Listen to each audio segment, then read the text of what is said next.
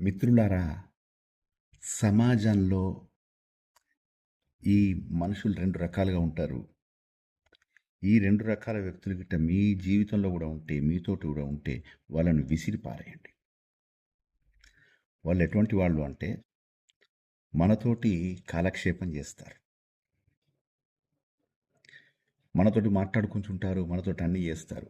కానీ ఏమైనా ఉద్యోగ అవకాశాలు వచ్చుడు, లేకపోతే వేరే ఏదైనా ఉపయోగకరమైనటువంటి విషయాలు మాత్రం మనతో చర్చించరు.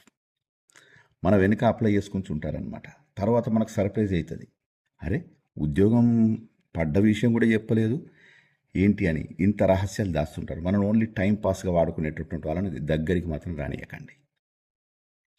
ఇక రెండవది, వాళ్ళు మన ఇంటికి కూడా వస్తుంటారు, మనతో క్లోజ్గానే వ్యవహరిస్తుంటారు. కానీ మూడవ వ్యక్తి మనతోటి మాట్లాడుకుంటుంటాం కదా సమూహంలో, అప్పుడు మనను చులకన చేసి మాట్లాడుతుంటాడు, మనల్ని కాళ్ళిగ్గే ప్రయత్నం చేస్తుంటాడు, పూర్వంలో జరిగినటువంటి తప్పులను చూపిసి దెప్పి పొడుస్తూ ఉంటుంటారు. ఇటువంటి వాళ్ళను దగ్గరికి కాదు కదా, వాడిని అసలు తీసే పడేయండి. ఎందుకంటే నష్టమే ఎక్కువ. వీళ్ళు ఏకదం స్వార్థపరులు, తర్వాత నక్కజిత్తుల వాళ్ళు. వీళ్ళతో చాలా జాగ్రత్తగా ఉండాలి. ఇటువంటి వాళ్ళు మీ జీవితంలో ఉంటే మాత్రం తస్మాత్ జాగ్రత్త. ఏమంటారు? ఎందుకంటే వీళ్ళు మీ బంధువుల ముందర, మీ ఇంటి వాళ్ళ ముందర మీ యొక్క ఇజ్జత్ తీసే ప్రయత్నం చేస్తుంటారు. ఇటువంటి వాళ్ళని దగ్గరికి కూడా రానియకండి. Be careful.